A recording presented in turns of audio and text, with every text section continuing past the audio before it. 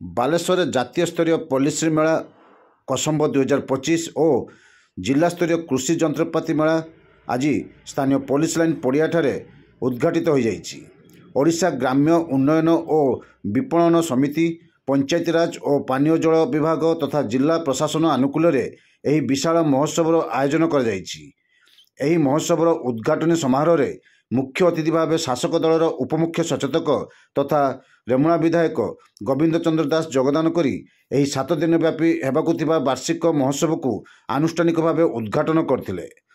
जिलापाल सूर्यवंशी मौर्य विकास सभापतित्व में अनुष्ठित एही सभारे सम्मानीय अतिथि भाव सिमुलिया विधायक पद्मलोचन पंडा, सदर विधायक मानस कुमार दत्त, नीलगिरी विधायक संतोष कुमार खटुआ, बस्ता विधायिका सुभाषिनी जेना, सोर विधायक माधव धड़ा, जिला परिषद सभापति नारायण चंद्र प्रधान, बालेश्वर पौराध्यक्षा सविता साहू योगदान करथिले।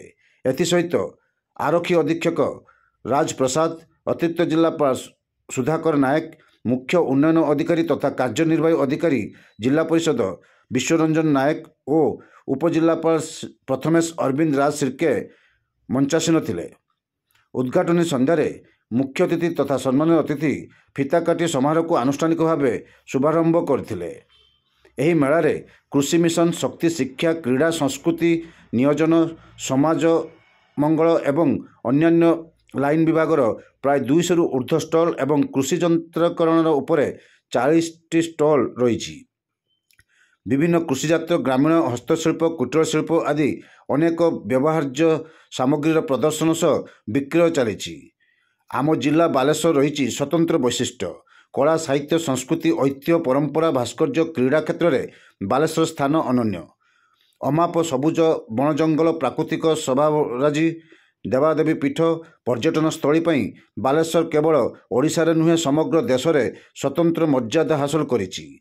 कसम्ब 2025 मेला बालेश्वर जिलार उन्नयन और सांस्कृतिक प्रसारण दर्पण साजियो बोली शासक दलर उपमुख्य सचेतक श्री दास वक्तव्य कहिथिले। एही महोत्सव में उद्घाटनी संध्यार मुख्य आकर्षण तथा रंगारंग कार्यक्रम में जातीय स्तर ख्यातिनाम संपन्न तारका शाश्वत जोशी कलात्मक परिवेशन समस्त दर्शक मानक मनोरंजन करी निज निज कला द्वारा समस्त दर्शक मानक बांधि रखिथिले।